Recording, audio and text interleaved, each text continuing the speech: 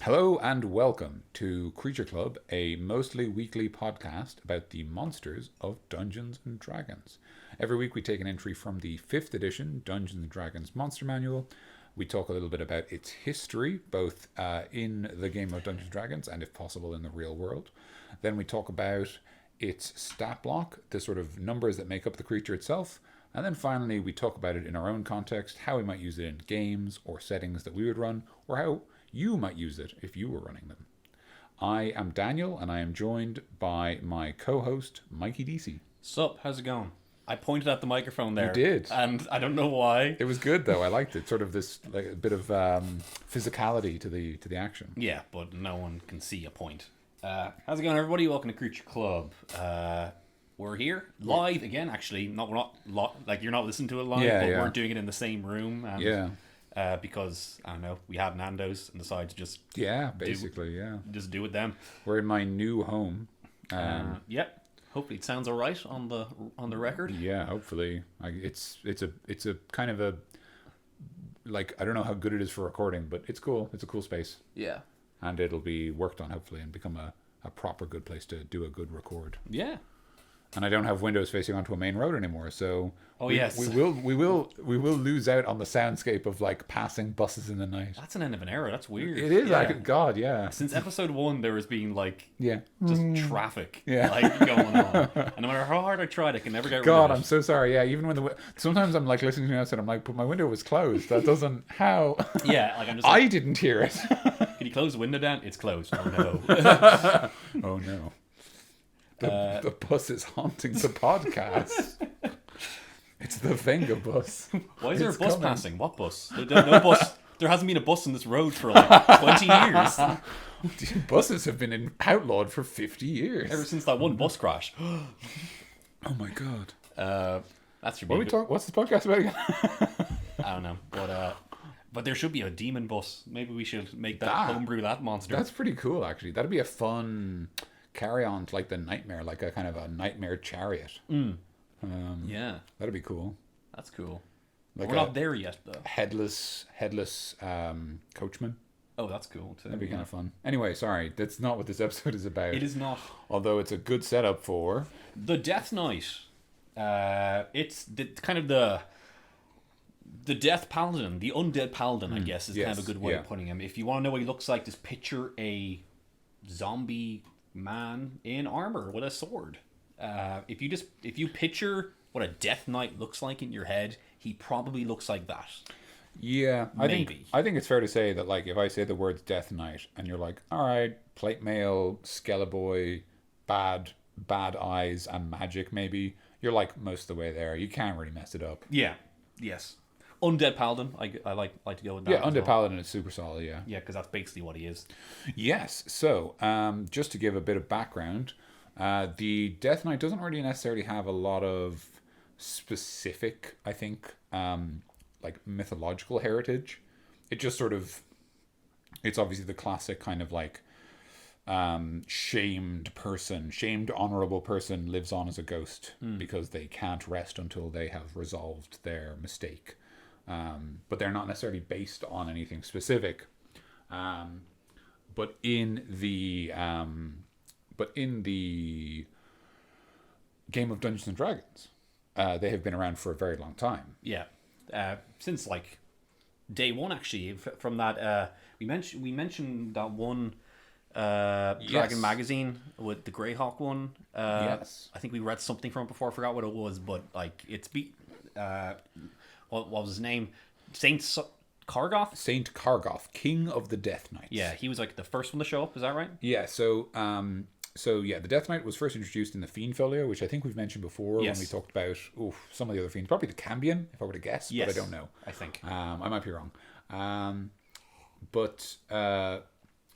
Actually, it's kind of funny because it says here in a review in White Dwarf magazine, which is a magazine that like used to review lots of different kind of games and now belongs to Games Workshop and just reviews Warhammer. Like, well, it doesn't review because it's owned by the company. Yeah. It's just like, it's basically just a hype rag for Warhammer at this stage. But it used to be like a sort of an actual like nerd magazine. And there was a review, and the reviewer said that the Death Knight seemed to be the most interesting creature in the Fiend Folio, one of the most interesting, because it was an evil paladin, sort of like a great reflection of what everyone saw as like this shining crusader. Yeah. Do you got the Fiend Folio there on it? I think I do.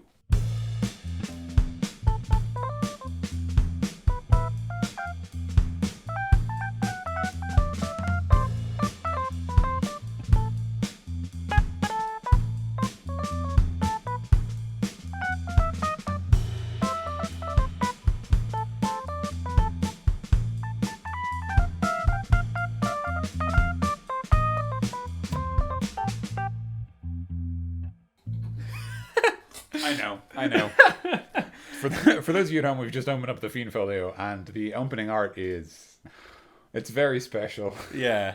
Total creatures malevolent and benign. Yeah. Fucking, yeah.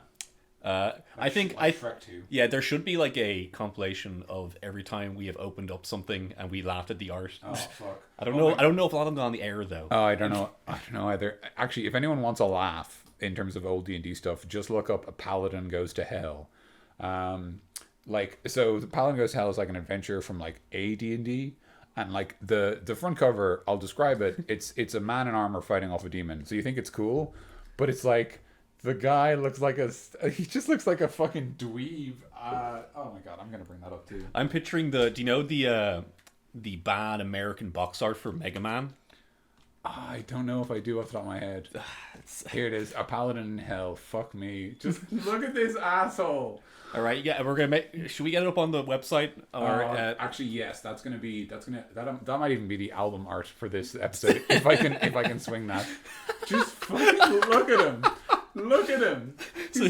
He's just like oh god. He's just like, back off, dude. I don't want it. It's like, oh god. It's the art and the font is just, it's a double barrel.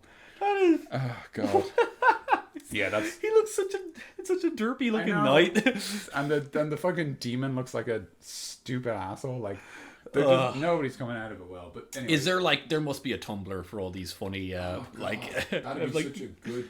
And also there's someone did this version, which I think is someone's like modern interpretation of it, which is good. Yeah. But yeah, sorry. God. Right, we'll make sure if we don't have it there, guys, then let us know, or look it up. Look it up yourself. It is the first one. It's ridiculous. God, it's so good. All right. I'm just gonna do a bit of quick scrolling. Yeah, quick scroll. Crypt thing.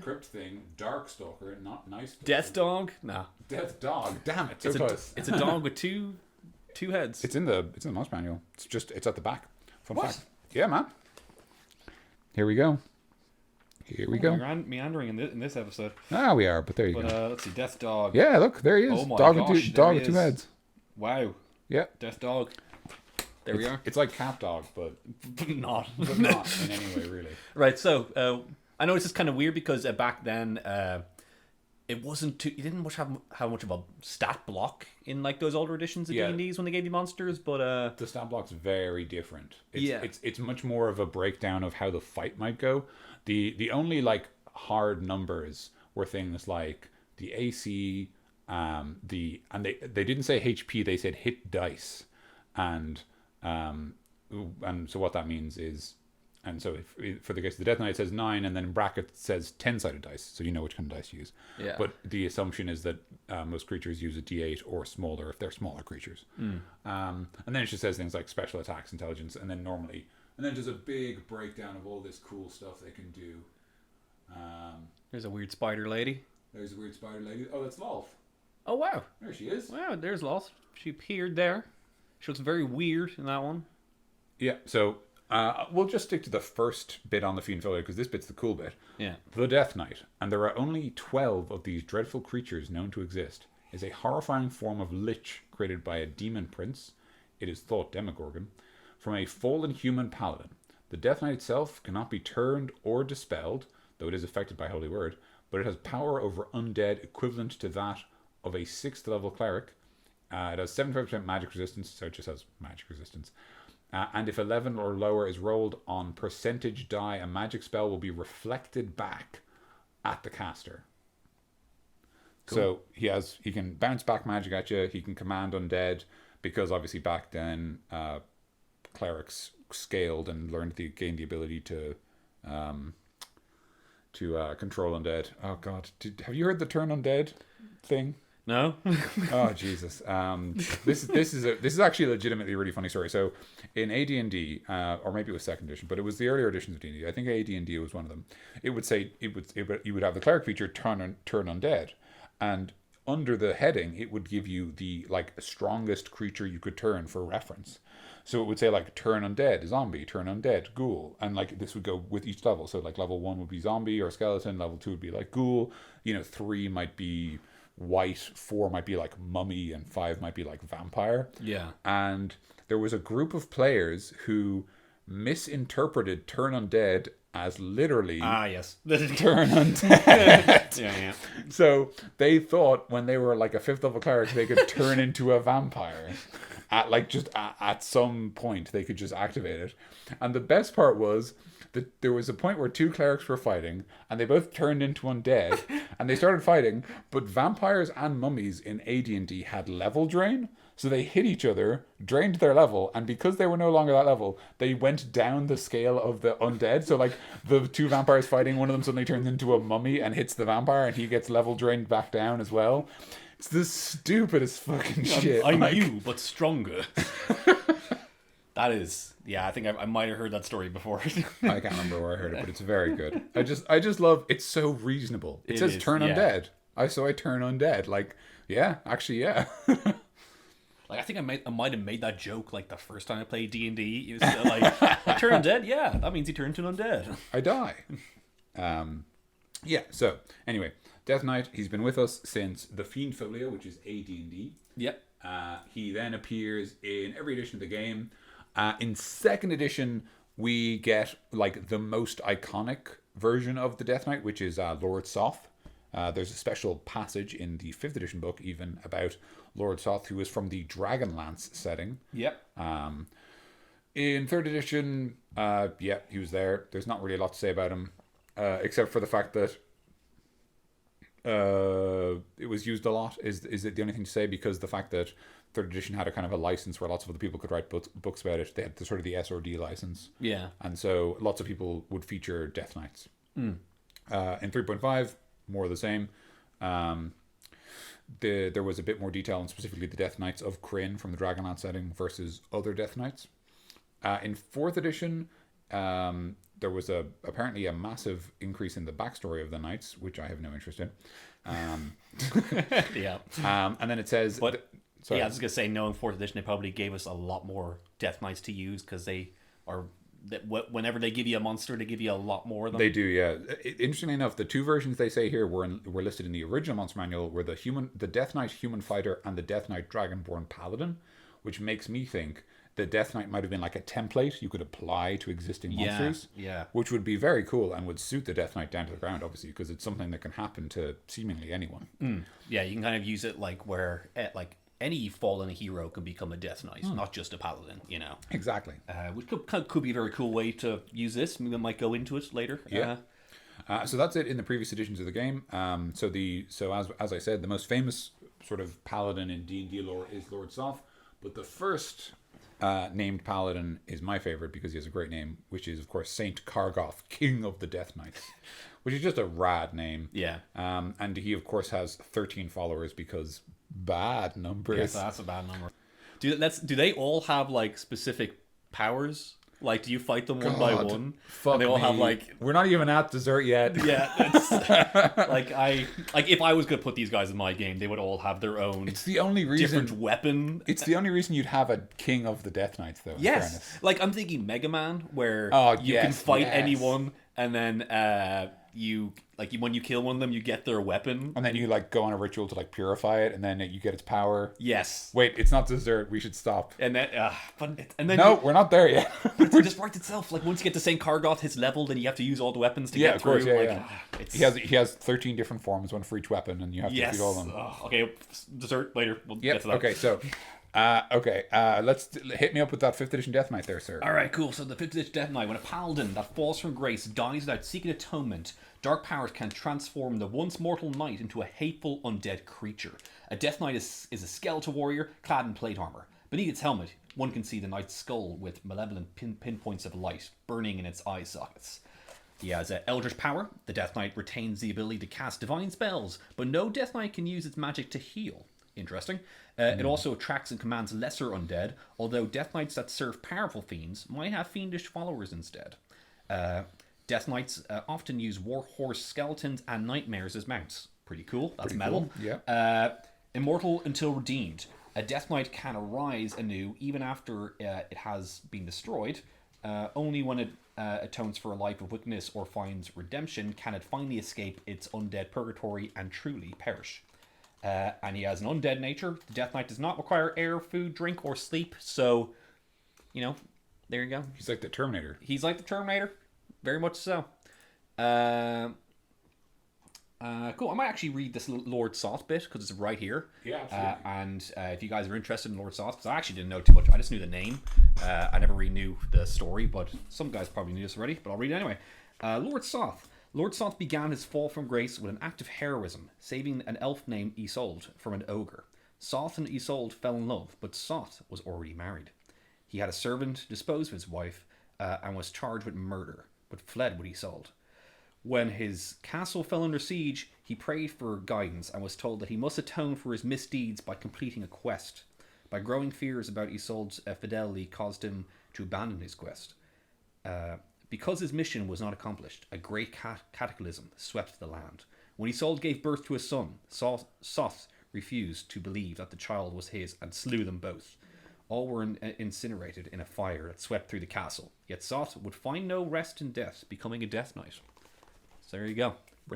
Very dramatic there. And I think Death Knights are very cool, where you can just. You got your tragic backstory template.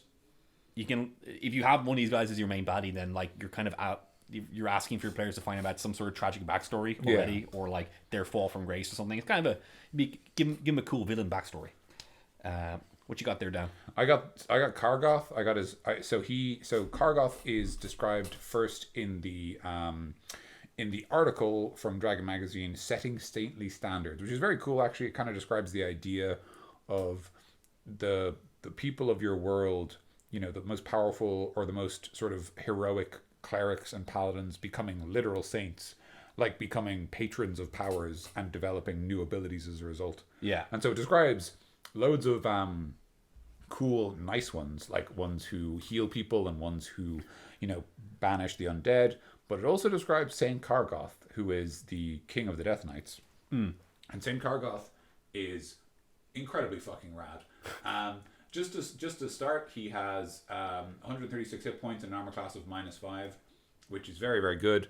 I'm not going to explain Thaco because I don't understand it and nobody has time. Yeah. But the important thing is he's 7 feet tall. His symbol is a glowing green skull. He counts as a 12th level cleric and a 16th level fighter. He has 20 strength, 18 intelligence, 15 wisdom, 18 dexterity, 18 charisma. And unlike Lord Soth, he's not a very nice person. Kargoth was a great paladin until he unleashed a demonic terror on the prime material plane in a mad bargain for personal power. So basically, unlike Soth, he was just basically the Demogorgon was like, yo, if you let me out, I'll hit you up with some, sweet slapbacks.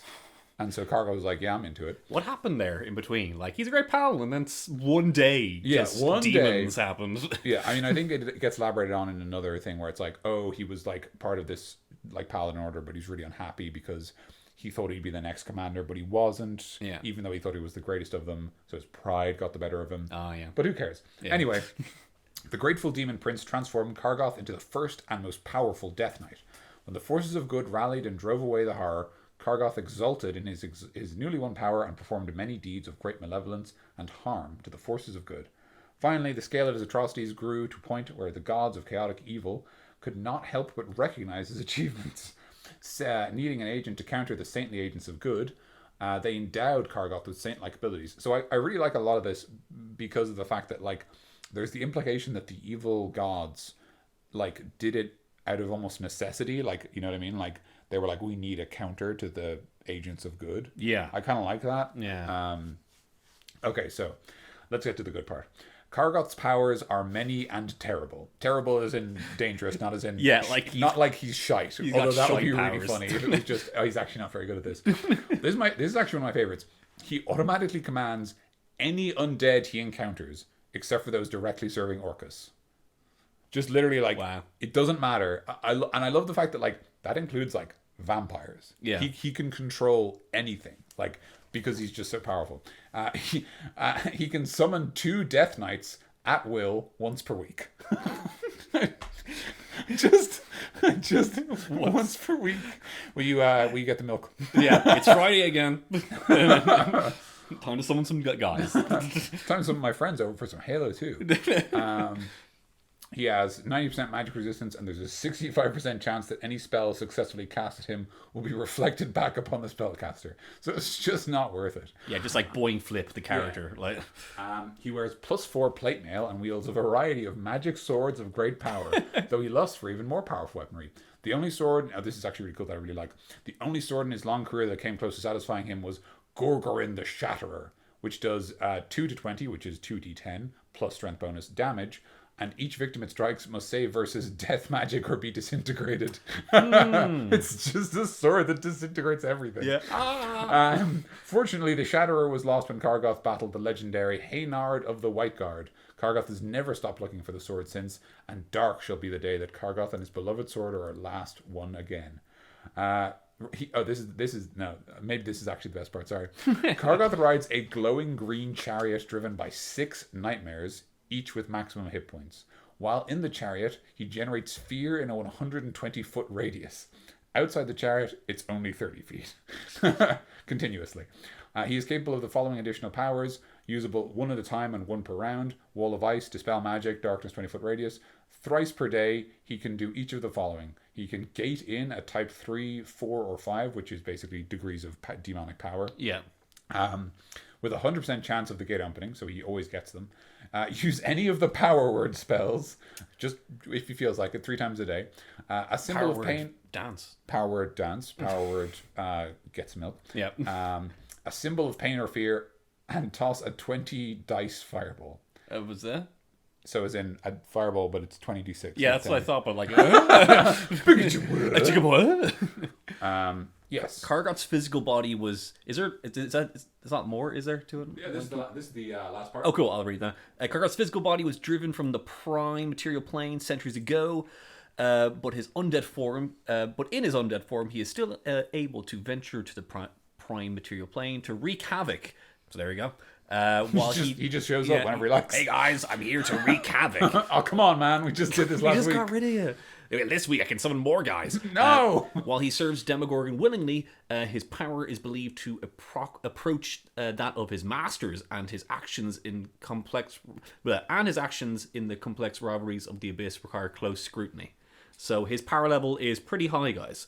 Kargoth appears to be a Death Knight of a massive size and build, except that his skeletal features are a baleful, glowing emerald color. So that's why Kargoth's my favorite Death Knight. He's pretty cool. He is pretty damn cool.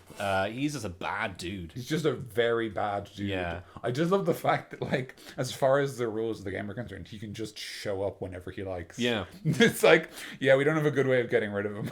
Yeah. Like, if he shows up, we just kind of have to, just write off that continent, I guess. So that's why Death Knights are pretty cool. Yeah. I would like to just end it there, but we have... Fuck yeah, we actually have to do a podcast.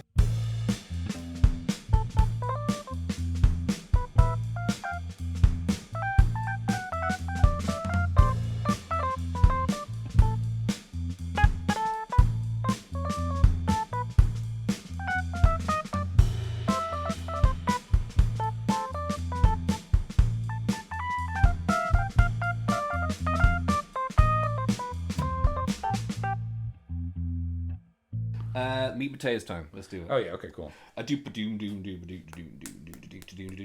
Death Knight. He's a medium undead. Chaotic evil. Oh god. I know. Armor class 20, because he in this version of him is wearing plate armor and it has a shield. So depending on whatever armor you're going to give him, you can do that as you will. Hit points 80, 19 d8s. That's whatever. And speed 30 feet, like a regular person. Yep. Strength 20. Yeah. Dex 11. Constitution 20. Intelligence 12. Wisdom 16. Charisma 18. So I like to think that as like a really good paladin, basically. Yeah. A really good paladin. Like not good in the sense of like yeah, like yeah. Sorry, in the yeah. game. Not morally. Yeah. Yeah. Saving throws: Dex +6, Wisdom +9, Charisma +10. Damage immunities: Necrotic and Poison. Makes sense. Yep. Condition immunities: Exhaustion, Frightened, and Poisoned. Exhaustion. That doesn't really come up too much, does it? Not really, no. I suppose it's just because he's undead. The idea is he doesn't need sleep or anything, so like he can't get tired. Yes. I suppose it's just like I think maybe like curse and other spells can make people exhausted. Right. Yeah. So it brings it down a level of it. Yeah. So it's just the idea of like, oh, he can't be exhausted because he's not. Yeah. They can't be exhausted because they're not alive. Makes sense. Well, that's the first one that showed up anyway. So, senses dark vision 120 feet, passive perception 13. Language is abyssal in common, and he has a challenge rating of 17, and you will get 18,000 experience points by defeating him. So there you go, guys. I'm going to use these to buy me a level-in fighter. Okay, so he has a list of nice abilities that he brought from home. Magic resistance, which is, as we know, he has advantage on saving throws against spells or other magical effects. He has an ability called Martial Undead.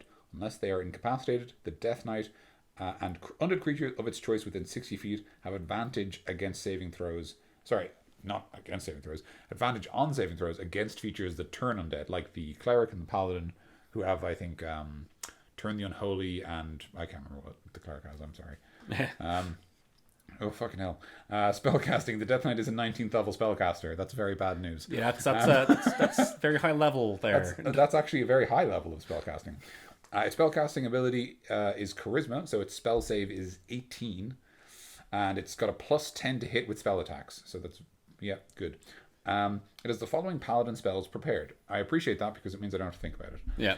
Okay, so it has 4 level 1 slots, and it has 3 spells: Command, Compelled, Duel, and Searing Smite. It has 3 level 2 spells, and it has Hold Person and Magic Weapon. It has 3 level 3 spells, Dispel Magic and Elemental Weapon. It has 3 level 4 spells, Banishment and Staggering Smite. And finally it has 2 level 5 spells, and they're both Destructive Wave, Necrotic. Ooh. Destructive Wave is a big wave that deals damage, and you can choose either Radiant or Necrotic. Yeah. So it's just saying, he obviously can't use Radiant, because that makes sense. I like the way he has Magic Weapon, because I think when I used a Death Knight before, I had like a second form where he threw away his shield, but he made his sword nice. magic. So that means he was easier to hit, but he was stronger. Yeah, so, nice. That's good. I like that, actually. That's cool. It was cool. Nice little flavor mount. Okay, so his actions are he has a multi-attack, which lets him make 3 longsword attacks. And his longsword is +11 to hit, 1d8 +5 slashing damage, or more if he's using 2, plus 4d8 necrotic damage. Ooh. So, let me have a look at the last one anyway. Yeah, you do that. Yeah, so that's the longsword. Yeah. I like this one. I wanted to read this one because it's I like this one a course. lot. Hellfire Orb. The Death Knight hurls a magical ball of fire that explodes at a point it can see within 120 feet of it. Each creature in a 20-foot radius sphere centered on that point must make a DC 18 dexterity saving throw. The sphere spreads around the corners.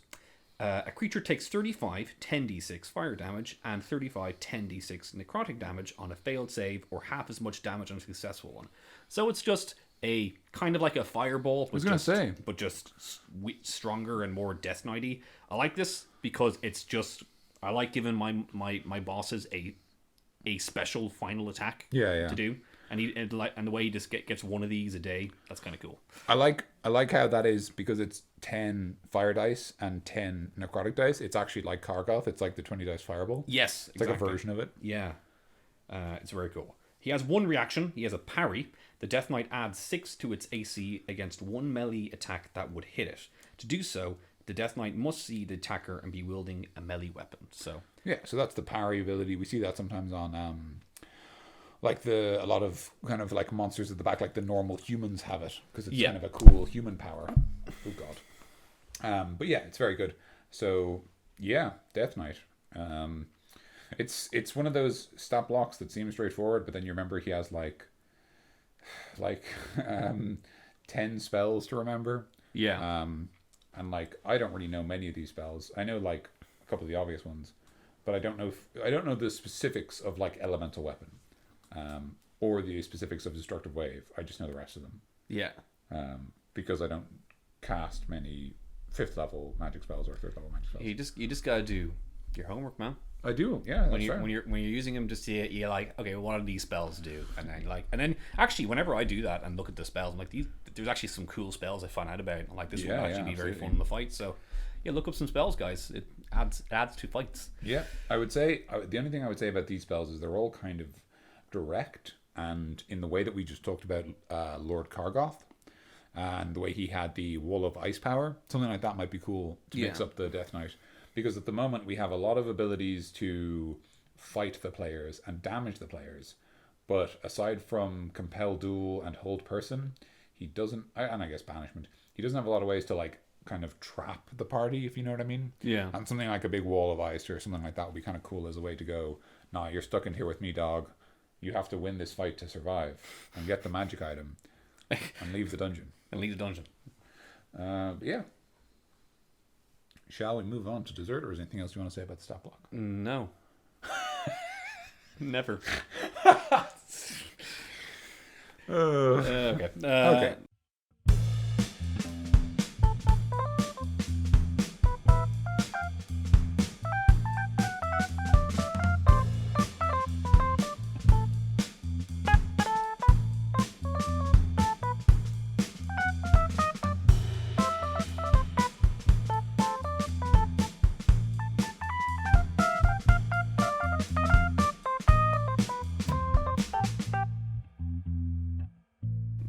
Welcome to the third part of Creature Club. Yeah. Starring Mikey and Dan, where we just kind of talk about whatever. Just talking It's kind shite. of it's the rest of the show. Yeah. We do say it's the dessert part, but it's honestly just the rest of the show. It's interesting because it's kind of like dessert, but it's like going for a dessert somewhere where like you only want the dessert. Yeah. You know what I but mean? we have dessert, and then sometimes we monster hunter the monster, and sometimes we like just a Zelda dungeon the monster. Just a Zelda dungeon the monster, yeah. There's a bunch of little more things we do now. Yeah, the dessert has like a lot of modes to it. Yeah. It's like at the moment the Creature Club restaurant is very like dessert heavy. Yeah, we just have like It's more like a cafe, really. Yeah. I think there's like a bombless froyo thing Yeah. over there. And we just like, here, just go to town on that. It's like bottomless froyo, and then there's like loads of toppings. Yes. You can just go wild. There you go. That's the best analogy that I've heard so far. So yeah, Death Knights. I love these guys. As I said, I used them once where I kind of didn't. I didn't do the classic way, but basically, I think my party. I was struggling for a villain for the party, and I wanted to end the campaign as quick as possible. So the only villain I had, because it wasn't going very well.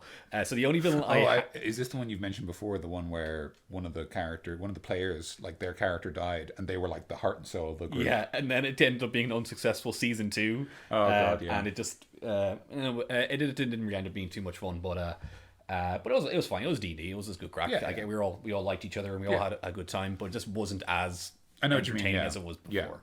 Yeah. It wasn't your A game. No, it wasn't. But I think the guy. I made that the guy that ended up killing the first, like the player character, who was Ardric Alehouse, the dwarf cleric. That's a great name. Yeah, it's a great. I use the name Alehouse as for my dwarfs whenever I need a new dwarf. It's a good second name. It is, yeah. But Ardric Alehouse, he was a cleric dwarf, and he died because he got hung by this lord because he was doing bad stuff in a town or something. He got caught for doing stuff. Oh, yeah, okay. This villainous lord was like, I gotta catch you, and then you're gonna be executed. And then the party tried their best to get him out of there, but he was executed. And then, which I don't know, it's debatable if I ever should have done it in the first place. Whatever. But that is another story. That is another story. That'll be in our next show of like here's some mistakes we made as DMs. God. That'd be a long That'd show. be a fucking depressing show. It would be, We'd all come out of being like, we shouldn't do this anymore. No. But so he died, and then I think when they came back, one of the characters ended up defeating the Lord, and then he died. So I had, at the end, that Lord, who was already like a paladin before, when he was a Lord, I made it that he became a Death Knight, and I just made it him, but super powered and undead, and gave him Death Knight powers. So that's the only time I'd use him. That sounds good. Like, I like that. That's a good arc. Yeah, because I like to have villains who the characters kind of care about. So yeah, I mean, or at the very least know, even if they don't care. Yeah, exactly. They should at least know them. Yeah, they should meet them once and have a staring contest before they fight to the death. Oh, that's why I love doing that. That's the thing about villains. I don't think we've mentioned on a villain squad yet, but if you can at least make your characters meet your villain once, that'll be good. Because we just did a Rise of Tiamat, and there's it was built up that the main the head of the spoilers for Rise of Tiamat if anyone's still playing it, but spoilers right now anyway for it. Yeah, absolutely. If anyone's listening to is still playing it, we'll stick in a description of like where to go to skip the spoilers. Yes, but it was built up that Severin was like the head of the cult, and then he turns out he didn't show up until the end when you're fighting him, and he's channeling like power through him to like bring Tiamat to life again, or for the first time or whatever. But because he's doing like he's too busy to like talk to the bar going like you heroes doing this, but we were just like that's kind of silly that the main baddie didn't even show up, like we didn't even get a chance to like debate him or anything. Exactly, yeah. So if you can just whoever your villain is, if you make your party meet him once anyway, make him show up, beat him up, make him like talk to one of your guys in a dream, make him like do anything, but just make him show up once before you fight him at the end. Yeah, it's interesting to me that like there's a concern. This is again not the episode for it, but just briefly, I'll say like it's interesting that like there's sort of this thing where like people are like, I don't necessarily want to put my main villain in front of the party in case the party like attack them and defeat them, but I think that's fine. And also like I guess it depends on the scale of villain, but like I'd also think that like most good villains in D&D should either be like so capable they don't need help, which is sort of a small subset that I don't actually see used very often, but actually that'd be really fucking cool if your villain was like just a nega adventuring party, like rather than like a 4-man hit squad, like a 1-man army who just doesn't need anyone else. That actually be pretty cool. But even with that, it's hard. Like I find it hard to make really really strong characters when like they're strong, but when they actually go up against the party, it's hard to like because of just action economy. It's hard to figure out how they would take on a party. But the other thing I was going to say is like, but if they're not that kind of villain, which I don't see very often, like just give them some lackeys, and like the lackeys can soak up the players. While the villain just fucking leaves or whatever. Exactly. But sorry, Death Knight specifically. Have you ever come across one in any of your games? I've never used a Death Knight, and I would really like to. And just by hearing your enthusiasm for Lord Saint Kargoth. Lord Kargoth, that is like seems like you want to do one of those guys. This is the thing. Like I'm a huge, like realistically, the thing about me as a DM is I'm a fucking huge sucker for basically. Like if it goes on Metal Album, it goes on me. It's probably like a good rule of thumb. Like I love when D&D is just like stupid and over the top. Like I respect that it's a thing you can do a lot of storytelling with, but like fundamentally, D&D is about like Conan, the strongest man alive, cutting a dragon in half with one blow. And that's what I get most excited about. So like what the reason I love like specifically Saint Kargoth, King of the Death Knights, is just because like everything about his description is so ridiculous and over the top. Like he can just summon 2 Death Knights and an army of demons and use any power word he wants. And something I've always been I just love the fact that like it's too much. It's too much for anyone to use. He's not dissimilar from like an anime villain, like Part 3 Dio or something. JoJo's Bizarre Adventure for people who don't know. Like how do you defeat this man? There's no way you can. Like I actually I think there'd be so much joy in having Kargoth be your villain and telling your players exactly what he can do, just so they can be like, how the fuck do we? That's. But I love Death Knights because they're super like, you know, they're super like dramatic and romantic, and they're all about like being fallen heroes and like kind of, you know, great people from the past who didn't live up to their names and stuff. So they're very dramatic inherently, and they're very powerful. They're very iconic. Their abilities are a great mixture of like kind of like, what I love is that sort of like, obviously like the idea is like, oh, they used to be like a warrior, so they're a great fighter, but like also there's always this idea of like, you know, they used to be this charismatic paladin or whatever, so now like they're this great leader but of undeath, and like that kind of like deliberate inversion, but like approaching the rules in the same way, saying like, well, you know, paladins have a good charisma score, so they're good at like having followers, so like how do we invert that in a bad way? It's like, well, they're great at commanding undead, and they're the undead they command have bonuses. They're even better because the aura of this paladin, like the charisma, is so powerful that they're like enhanced. Yeah, and like seeing like does he have like fear spells or like a fear aura on this? But he does not have a fear aura. But no. just with Saint Kargoth with the fear, Yes. that like same charisma can be used for like for anyone against him. Just like there's no way we can defeat this thing, because just by him being him, people are afraid of him. And like, and that's something I love about any kind of fear effect, even like frightful presence on like dragons. I always love the idea that like, you know, the heroes might initially fail and then pass on the second check, but like what I really like is that the DCs are always like kind of high, and I always think what's cool about that is I always think of the idea that like, if you imagine like normal people can't stand up to that, you know, like non-heroes, because the idea is like your characters are exceptional, like normal militia would fold to like a dragon or to Saint Kargoth, and only the heroes are like foolish / courageous enough to actually be like, no, you, and then just like having your get like, fireballed in half or whatever. Exactly, yeah. But your heroes kind of like shake their head after like passing the check like on the second turn, and just like, and they don't have to do the check anymore, and like, whoa, and then they go in and try to find like, I can take you on, and then they get like smashed away. You don't scare me anymore. And then you fall down a bunch of stairs and like yeah, but I even think that, because I don't know, maybe not this Death Knight, but if you're using Stained Kargoth, give him like a frightful presence, like a dragon, you know. Yeah, I think that's a great addition to the stat block, would be a frightful presence ability. I would love to see a Saint Kargoth 5th edition block if someone actually made one. Oh my god, I would fucking love that shit. Sure, so we'll much. Look into that. Yeah.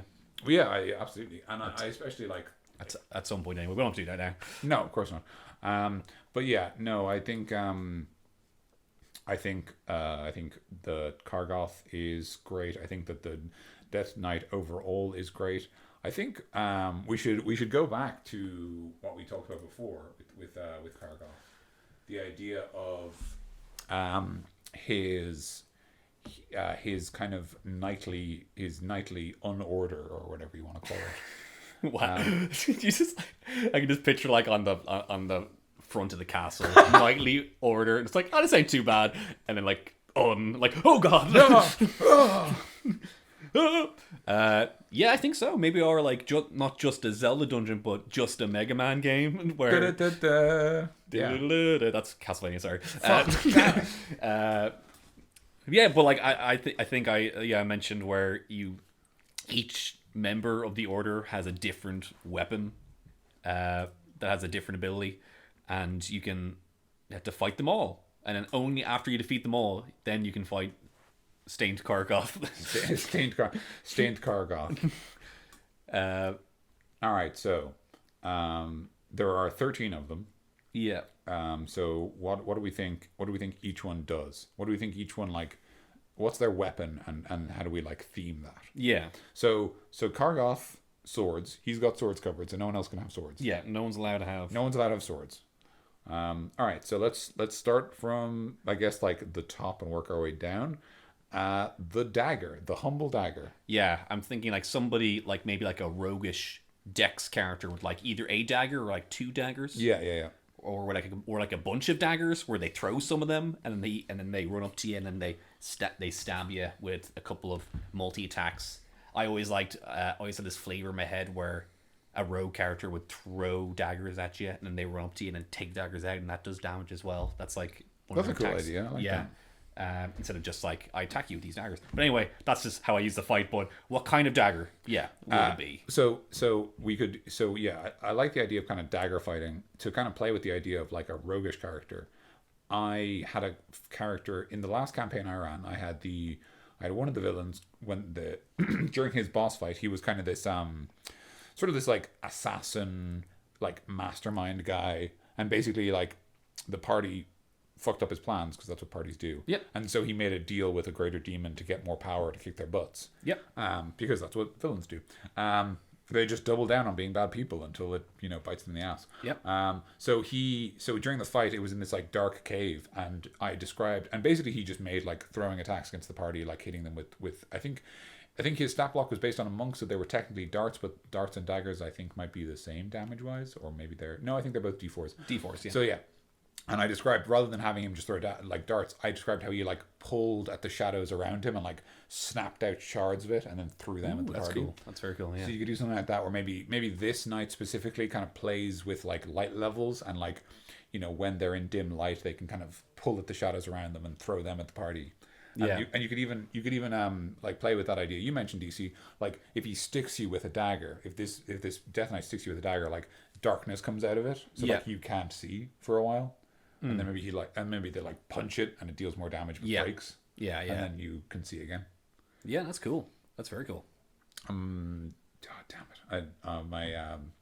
My player's handbook isn't here, so I can't. That's all right. I can't look at my. We'll just have to go with the ones in our head. Trident. Oh, how about like a sea-based guy? Yes, a pirate captain. Yes, a pirate captain. For some reason, this guy is a pirate captain. This one guy is a pirate, and he has a crew of skeletons. Yes. Oh my. And they fucking sing like evil sea shanties the whole time you're fighting. Yeah, like the arena is basically you sail out and you into like then like a fog comes you sail out into like fog and like a massive storm, and then the like fucking Black Pearl shows up. Like you best start believing in ghost tales. You're in one. I think it's time for me to watch Pirates of the Caribbean again. Actually, it's a good film. It's actually really fucking good. Yeah. Like the Black Pearl is weird because like it's both really good, but also it's really frightening, unlike the rest of them. It's got this weird like horror undertone. Yeah. Because they're all dead. Oh yeah. But just like a guy with a trident, and he just control water with it, and like if you're fighting him on, let's say we'll go with a pirate ship because we might as well just double down on our ridiculousness because that's great. Absolutely. I love that shit. He's able to like point at you, and then just like he's able to control the water, and it just hits you. You can do like a wave action, and it hits like your party. And if they're undead, like Pirates of the Caribbean, you can have them like not really be affected by water. They kind of they just sort of float through them or whatever. Yeah. Actually, if you want to kind of really play with that reanimation idea, what would be super cool is if, as well as having a ghost crew, he had like ghost ships. So like all the ships he's sunk are like around his ship in like a big armada, and you have to like sail through it and like fight your way through loads of like spectral captains. That's the pre-boss like level. Oh like, he's like the second. He's like the direct underling, and like he defends the island fortress that like Kargoth is inside, and it's just like this massive spectral armada. You have to like cut a path through. This is fucking rad. Okay, so the first Death Knight is the roguey guy. They have like, let's say they're gauntlets, and they pull at shadow and turn it into darts or daggers and throw them at you. Yeah. Second guy has a big trident. Trident commands undead, lets him summon up like basically like shipwrecks and turn them into ships. We'll say like kind of like almost like literally like summon like a raise dead but for boats. Raise boat, I guess. Yeah, with a bit of like water powers, like water power, maybe even like a lightning bolt as a once-off kind of thing, just to like throw in that idea. Okay, that's fucking rad. Trident and dagger guy both working great. We've got 11 more to go through. How many D&D weapons do you remember? We can't use the sword, remember, too. What about a club? I brought a stick from home. Okay. Do you know what I'm thinking? Like, I like that you picked Trident, though. Honestly. Yeah, I guess I want to think outside the box. Yeah, I totally get that. I'm thinking this. I don't think this not. It's not in the player's handbook, but what's that like ball on a chain? Oh, you mean the one like the Witch King has? Or... No, like kind of like what like that's like a martial art. More oh God! Do you mean bolas, or do you mean like? I think it's the ones you throw or the ones you hold. The one you hold, you kind of like swing it around. Oh, and you use it as a melee weapon. I don't know what that's called at all. I have no idea. Well, if we knew that, then we can come up with something like that. All right. Well, we can't think of that. So let me just get the list. Okay, we need a ranged guy. Let's have a guy with a good bow, with a really great bow, or like a great bow or something. Like not a long bow, a great bow. And then you can just like a great, like a really long great bow. and have it like the end fight. Oh, in Metal Gear Solid 3, the Snake Eater, where it's like a sniper duel. That'd be so good if it's like a great bow and he's just on top of a hill in like a desolate desert, and then you just have to get up to him. Yes, and his minions are coming out of the sand. And are trying to fight you while you're running around trying to find him. Yeah, and yeah, he just, these arrows are just shooting you. Oh, that's incredible. All right, so his thing is he has a bow, and the bow it doesn't need arrows. It just shoots like darkness. Let's say. Of course. That's cool. He can summon minions out of the sand, and he can teleport along the sand, like Tree Stride, but with sand. Yes. And I'm going to give credit there because that is something that Robert Cole, friend of the show and fellow DM, he came up with some magic cloaks that some bandits we fought used that let them basically teleport through the sand. Brilliant. So that's cool. It like swirled around them and then they were gone and they'd appear somewhere else later. Yeah, it was very cool. Yeah. So that's our third member, our bow. Yeah, I say great bow because you just want to give it like that extra bit of range. And I presume you also mean the Dark Souls idea of like you plant it, yes, and then like you have to fucking and like when you get hit by it, then it hurts. Yeah, that's a cool idea. If we said like it's instead of a a D10 like a longbow, it's a D12, and then you also have to like make a dex save or you just get knocked prone. Yeah, it's basically like a fantasy sniper rifle. Yeah, he sits down, yeah. takes out the briefcase, gets it ready, and then just like. Fucking fantasy ass briefcase. I don't know if we'll go through all 13, but we're gonna come up with as many of these weird ideas. I think we're gonna keep going until we run out of ideas. We're doing good. Axe. Can we come up with like some sort of axe guy, like either with 2-hand axes or like a battle axe, or like I don't know. I'm trying to think like because we have like daggers and we have a trident. Trident is like a speary weapon, so that's mostly like 2-handed. Daggers are 1-handed. Bows 2-handed. So we can kind of go either way actually with the axes. Because with the axe, I feel like you need to like cut through space or something. You mean like the hand? Like the hand, yeah. Actually, that's a good idea. Where you can cut it and then you appear. Where you would cut the space. What if it was like the tiger claws from Shaolin Showdown? Have you watched the Shaolin Showdown? I don't think I have. No, I'm sorry. It's all right. Creature Club's full of weird references.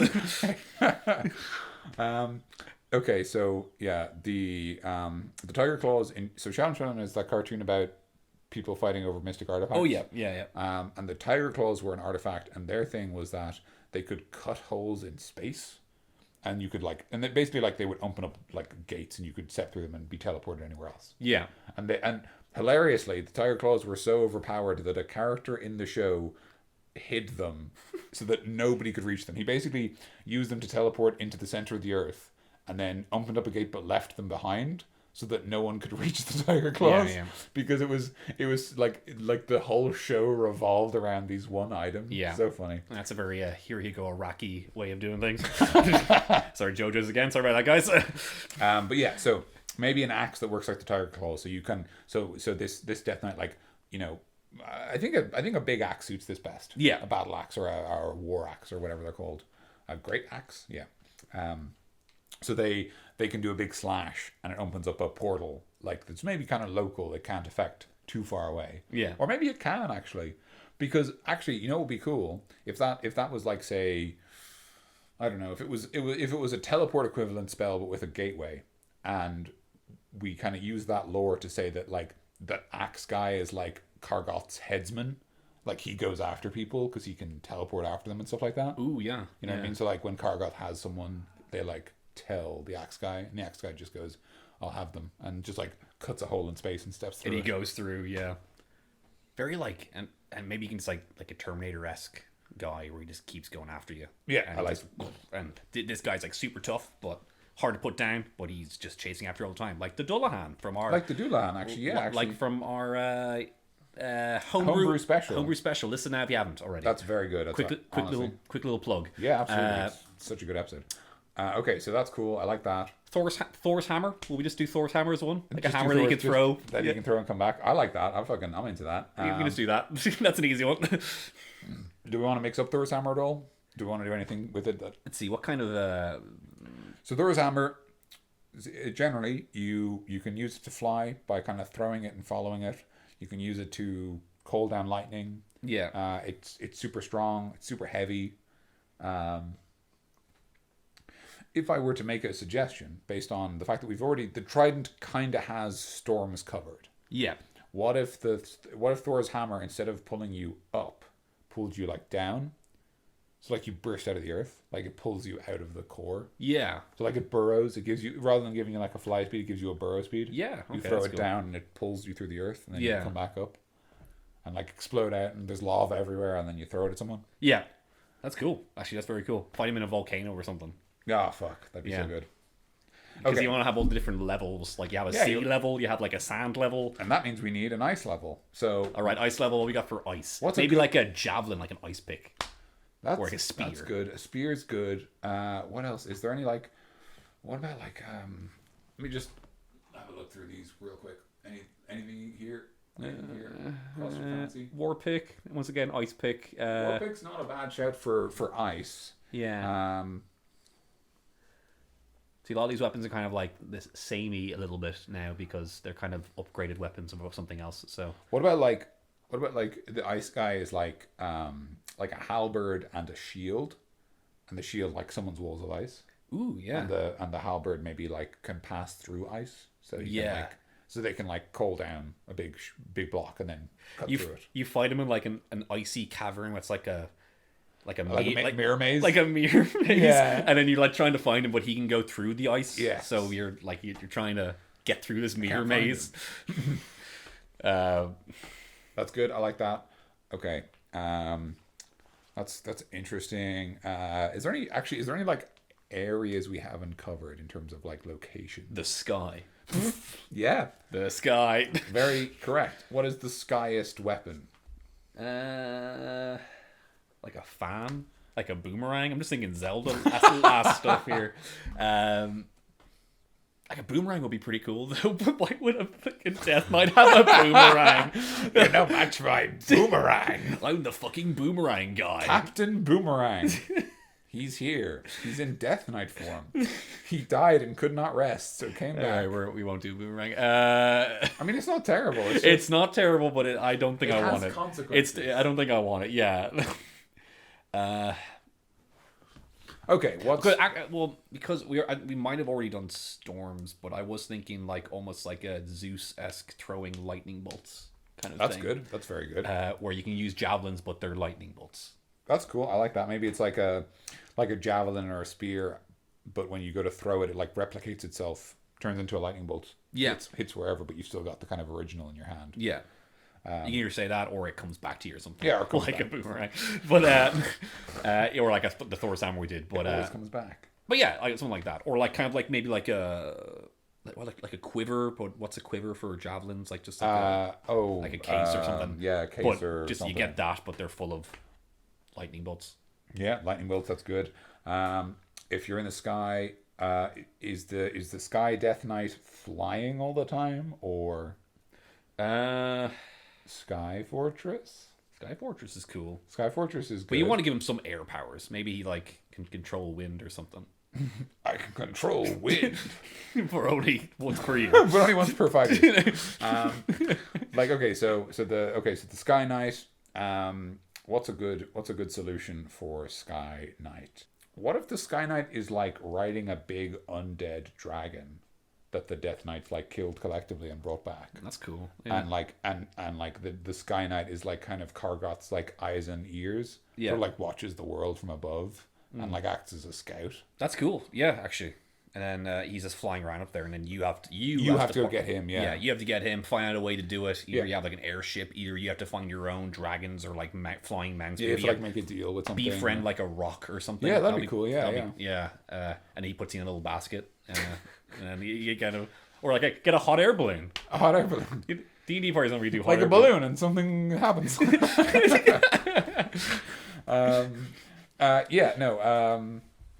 The I like, because I think the cool thing is that it like with the Sky Knight is that like you can just say, well, the knight's dead and the dragon's dead, so they never need to rest, they never need to stop flying. Yeah, they're just always in the air. Yeah, so you have to go get them. And what like if you wanted to make this your whole campaign just hunting the 13 Death Knights so you can kill Kargoth, which would be a fucking unbelievable campaign. Yeah, I really like the sound of this. Like just some of these encounters, like. And like, what's cool is like, immediately I'm thinking, and this is probably because I've been playing Shadow of War, which is the sequel Shadow Mordor, which is about you going and hunting orc captains in Mordor. It's sort of like.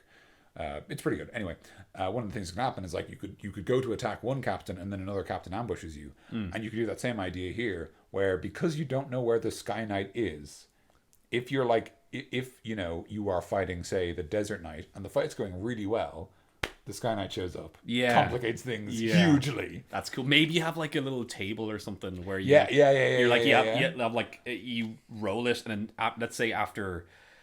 A certain amount of fights, like almost like Betrayal on House on the Hill, where after a certain amount of like fights, it's inevitable. That like, it could happen at some point during a fight, but like you kind of roll the dice after every encounter, and then like you add a modifier after whatever fights. That'd be so cool. Yeah, you could even like, if you wanted to be like really kind of like, based on the players, you could even say like how trackable was their fight? Like, was it really bombastic, or were they very kind of stealthy and clever? Yeah. If they left marks, is it easier for the Sky Knight to track them? Because that's their job. They're the scout. They're the eyes. So, like, the more signs the players leave, the easier it is for them to be hunted. Yeah.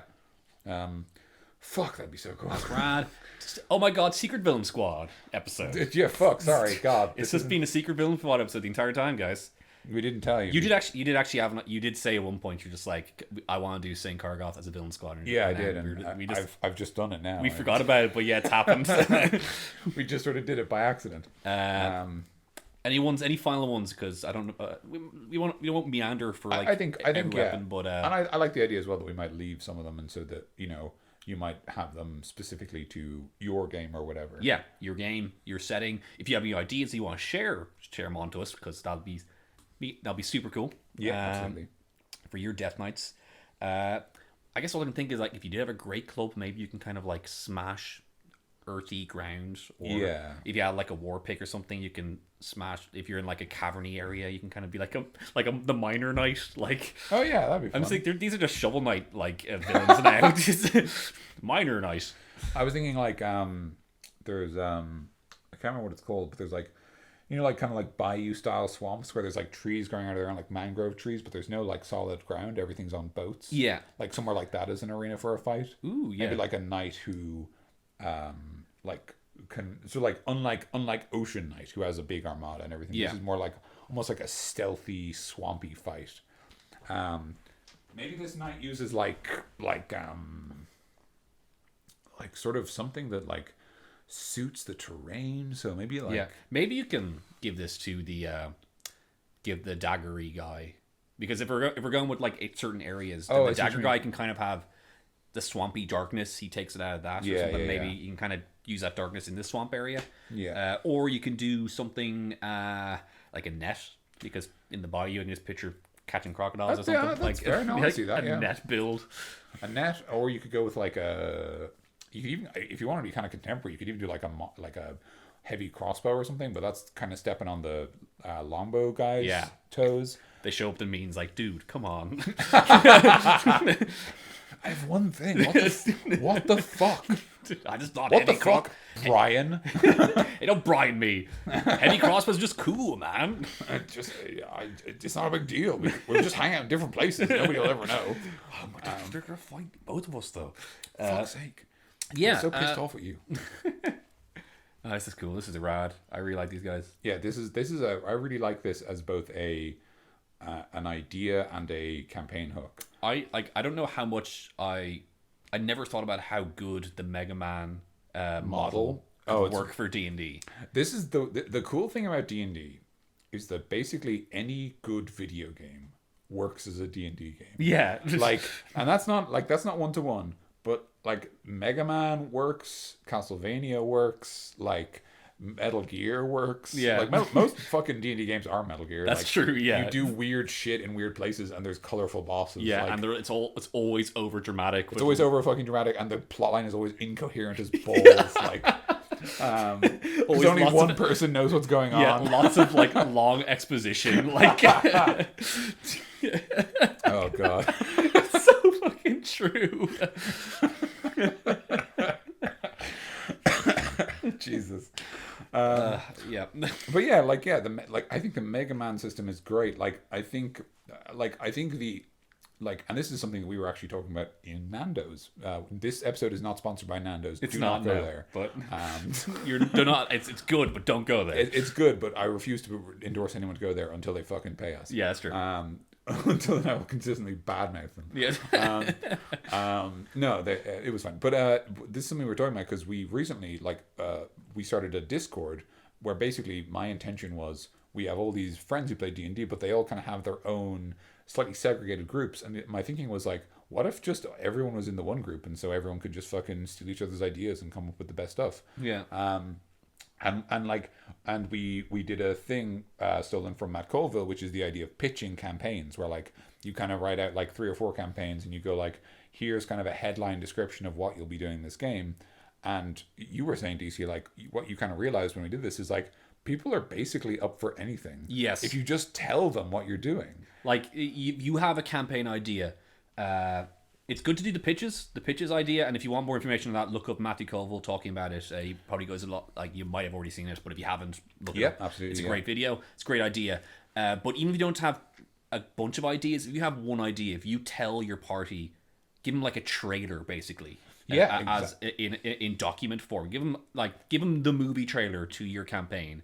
How you would kind of want to play, the kind of characters you would prefer them to play, why those characters should be playing this kind of campaign. Exactly. Do that stuff, and as I said, most of the time, the players are good with anything. Yeah, basically. Whatever game you want to play, they're normally just like they're fine with it as long as you tell them beforehand. Yeah, that's what I learned.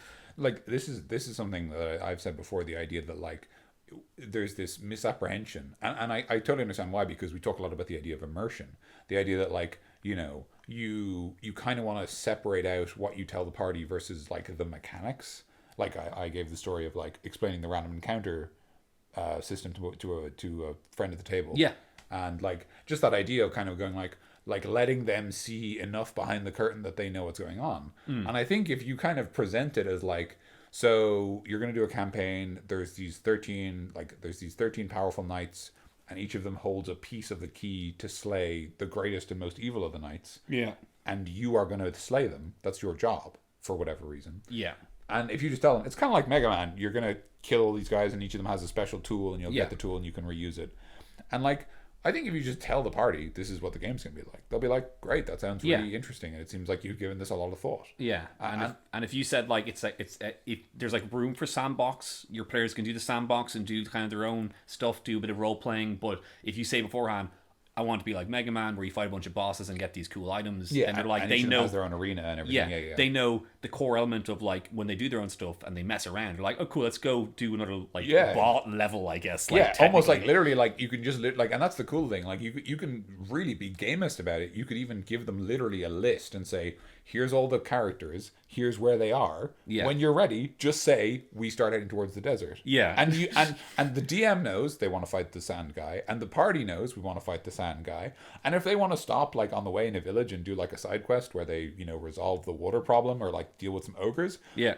Excellent. That's something they can do, and like it fits into the, you know, it builds them up as characters, lets them interact with the world. Yeah. But they know when they reach the desert, it's boss fight time. And that's like something to get excited about. And and it means that as well you don't get disappointed when you're playing a game with your friends and then you have this, I guess, this cool idea for a story in your head.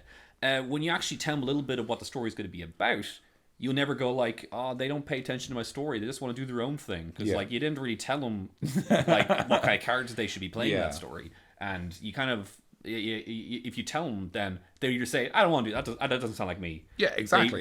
They'll say that, or they say, that sounds cool. I'll be up for that. I'll make a character to do with that. Then I'll make a lore-friendly character. Then, you know? Yeah, exactly. Yeah. But if you just say, we'll play a D&D game, then they just kind of make whatever they want to make. Yeah, exactly. You know? If you don't give them a lot of like information beforehand. I mean, I think pitches. I think the only amendment I would say is that like this is something that I realized is that like I was running a game for new people and I didn't bother with pitches because that idea would be kind of complicated and alien. Very much. When it's new people, just give them a game. Just be like, here's a game, and here's generally how D&D works. Here's how I generally run it. Like, kind of almost give them like your vanilla is kind of a good way to look at it. Yes. Like, whenever it's a new group, just be like, here's vanilla. Yeah. And or like give them the Son of the Citadel. Just do that. Yeah. Like Son of the Citadel is a great starting adventure. It's really cool. Lots of different opportunities to do lots of cool things. I'm a huge fan of it. Yeah. More information on that. Either get the book and wherever you want, or listen to our Blights episode. We talk about it. Talk about it in the Blights, and it's also in Tales from the Yawning Portal. Yes, it's a 5th edition update, which I haven't seen, but I've heard is very good, and we did play it when we went on our road trip. Yeah, we played it across Scotland while camping. So yeah, more. We'll talk about that another time. That'd be actually. I'd love to talk about that another time. That was a hell of an experience. But anyway. Yes, you did. I hear that all the time, and it's great. I don't know if we should cut that. I'm just putting somebody on blast. It's kind of on blast. All right, it'll go. But fuck me, it was so funny. It's really good. We've kind of been. I think we've sort of tangential. We have been, but but actually just talking it out. Talking it out, but once again, tell your players what kind of game you want to do. Yeah, and it actually works out a lot better than you think it will. Yeah, and I think don't be afraid to like embrace games as part of like D&D. Don't feel like everything has to be kind of this really organic, like epic, like saga. Like you can just be like, oh, I'd love to do a campaign and it's just fucking Mega Man, or I'd love to do a campaign and it's just Mario, I guess. Yeah. I have ideas for doing like games. Like Metal Gear, but you're in a place like Shadow Moses where it's just going to be one island, one map, and that's it. Like your party, you guys can say like, oh, I want to go over to the other island, but like there's nothing there. There's nothing there. If I say it's going to be like this game with one map, then your party wouldn't know like okay, I won't ask to go to the next island because I know he has nothing prepared for that. It's fucking stupid. Because best case scenario, the DM goes, well, you go to the island, there's nothing there. I don't know what you expected. Like nothing exciting here. Literally, like the adventures on another island. Yes, exactly. The adventure you were part of was on another island. Yeah. So take video games as inspiration. Absolutely.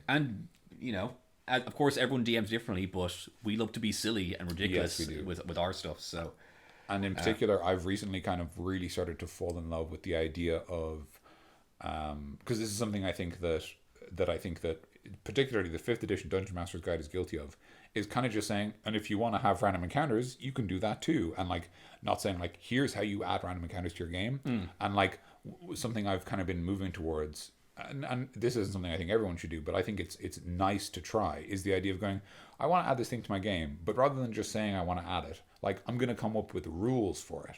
Not because I think that rules like make it real, but because like if there's rules, whether they're good or bad rules, they exist and then they have implications. Yeah. So like, I have a random counter system that I use, and obviously my reasoning is like, when the party reached like 7th level, they're the most fucking dangerous thing walking around most of the time. So I'm going to stop rolling for random encounters because like some orcs show up and you kick the shit out of them. Wow, like Terry the wizard just beat up 7 orcs with his bare hands. Fucking hell. Yeah.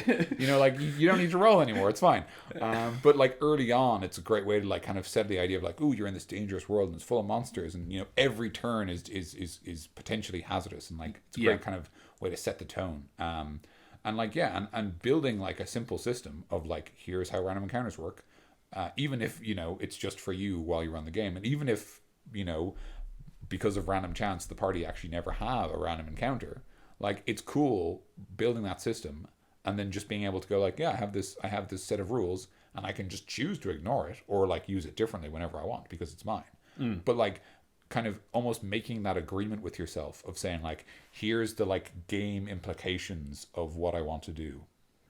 Yeah, that's all. I just thought that was like, because I was also, when I was doing my pitches, one of the ideas I had was like I think I called it Last Roar, and it was all about like kind of being a resistance movement in a city. Yes. And like I really wanted to have, and I was coming up with rules for like having factions in the city, and like like how powerful each faction was. So like how powerful like the guards are, and how powerful like the the ruler of the city is, and stuff like that. Yeah. And like how you can break down their power and how you can like confront them, and even like allied factions, like other resistance members or like other groups who are against the authority, who like you can ally with or even become enemies with because you kind of have different goals or whatever. Yeah. And like just having a system for that, because it's cool. Yeah, having systems is like already there is cool. Like having using rules for this kind of stuff. Exactly. Is like adds to the game factor of it. Yeah, But as he did say, kind of said, like it does add a little bit of like it's real now. Yeah, it feels right. Yeah, there's something like and like it's funny because when I try to say it out loud, I realize it sounds dumb.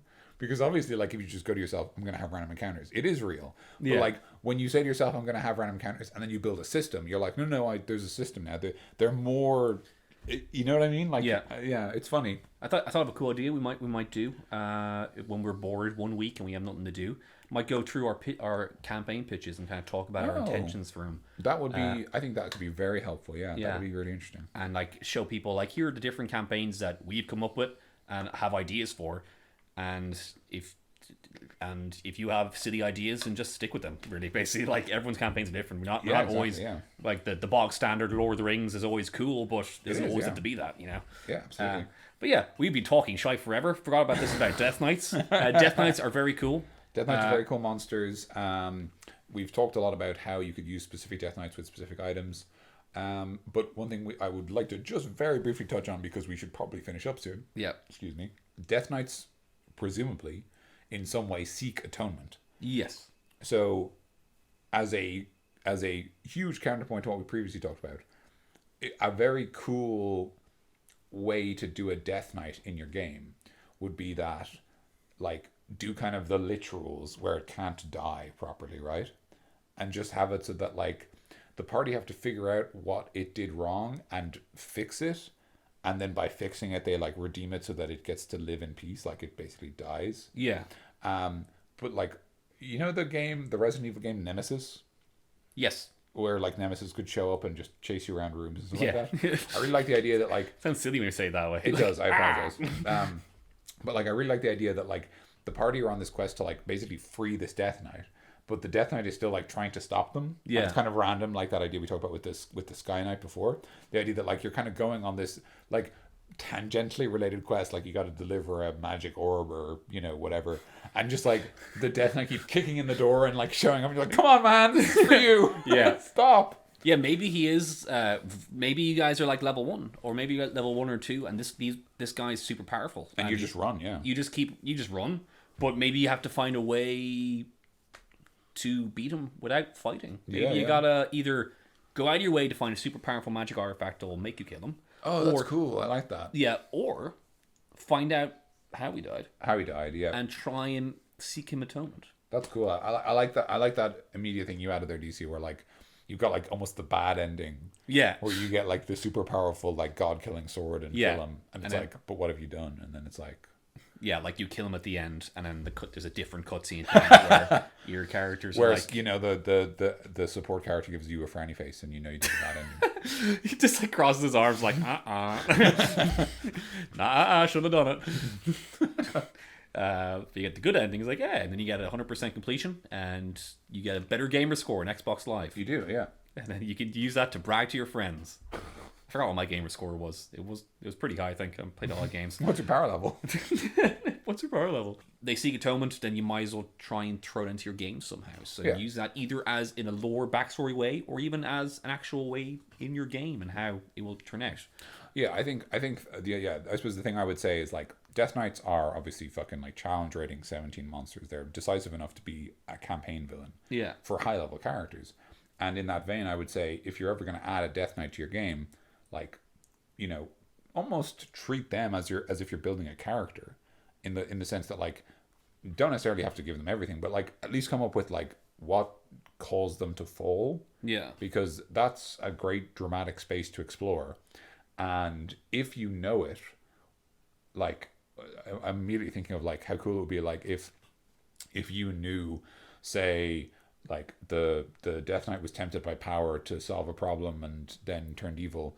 And then the idea that you're playing this campaign where, like, one of the possible options to deal with Death Knight is to use this, like, super powerful but maybe evil sword. Yeah. And the idea that your players are, like, replicating the mistakes of the past. And yeah. There's this great, like, you know what I mean? Like, that'd be parallel going on, or, like, history repeating itself or something. Like, that could be really cool. And so in a way that I think it would be almost important to know what they've done. Or do the clever, lazy thing where you don't say what they've done until the party have done something bad and say, that's what they did. Yeah. And then boom, instant parallel.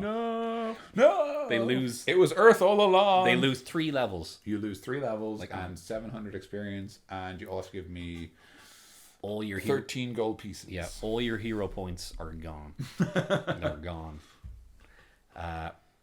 Yeah. Okay, that's we're gone. We've gone over time here. Welcome to Death Knight / Talking Shite. Yeah, fucking hell. Yeah, welcome to Creature Club episode whatever, Death Knights. Also, hijacked St. Kargoth Villain Squad episode. Yeah. There's a lot to digest in this episode. So there really is. We did like 3 different shows in one, I think. Did. Or something. Fucking hell, this is why we're not allowed to record in the same room. We're not. We go rogue. All right, so will I wrap us up? Let's wrap us up. All right, Grant. If you've enjoyed this, you can subscribe either through your RSS feed or iTunes or... I don't know. I guess I have no idea what the internet's capable of these days. I have no idea. I don't know. I'm out of my depth. If you have enjoyed the episode, you can rate and review us on iTunes or anywhere else where you can rate and review us. I just know that you can do that on iTunes. That would help.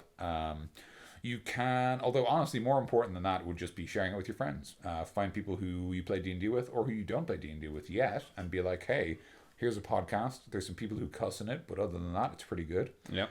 And you can share it. Not this episode, please. This is definitely. This shouldn't be like your first Creature Club. This is. Yeah, this should be nobody's first rodeo. Yeah. You can contact us. There's a contact us page on our website, which is creatureclubpodcast.com. I think it's just /contact if you want to directly go there like some sort of hacker. Yeah. And you can leave a comment, and if you do that, it gets sent to our email address, or you can email us directly at creatureclubpodcast@gmail.com. We're always looking for homebrews. We've already done one episode on homebrew monsters, which was very good, and I'd really recommend it. Yeah. If you haven't listened to that yet, you should absolutely do so. It's probably my favorite episode at the moment, just because it was so good. It was so much fun. It's a very good episode. I had a lot of fun doing that one. It was all we exclusively talked about monsters submitted by our listeners. They were all super interesting, really cool designs. And as well as that, as a bonus, if you go to that episode on our website, or I think on any subscription feed, there's also a link to a free PDF on DriveThruRPG or DM's Guild, and you can download that, and that has all the monster stat blocks that we described in the episode, and you can use them in your own games too. And don't worry, we've got permission from all the creators to do that. Of course, we did. Yeah. So if you send us in yours, then that's cool. Yeah, absolutely, and we'd love to do another episode. And remember, we're not just looking for homebrew monsters, even though they're very cool. We're also happy to do homebrew magic items, or even if you have like adventure ideas or villain squad ideas. Yeah, villain squad ideas, adventure ideas, classes, races, race, sub races, subclasses, like archetypes. Anything to do with the game. We already got lucky once with the slime caster. Yes, which we need to put onto our next act. I already mentioned it on the show, but a friend of the podcast, Connor, they sent us a very good slime cast. Oh, so good. Slime caster, which we might go into detail next homebrew. Yeah, I'd love to do that. I'd love to do that with maybe a few other ones just to kind of muck them all together. Yeah. But yeah, so absolutely send in your homebrew classes, races, anything. It's just so great to hear from our listeners and do cool stuff with what they send us. I think that's everything. Yeah, I think so. Thanks for listening, guys. See you next time when we do the next one. I've been Mikey. I closed the monster manual. Sorry about that. I do know what it is. I think it's demons. So is it? I thought I saw Demi-Lich. Let's have a look. Oh, it might be Demi-Lich because that's a DM. That's DEMI, and demons is DEMO. So you might be right. Yeah, it is the Demi-Lich. Jeez, he's a big boy. That's a big boy. Hope we get extra help for that one. Yeah, good. Wink, heavens. wink. Yeah. Hopefully, I mean, we're still trying to figure it out. But I have been Mikey, and I've been Dan. Stay cool.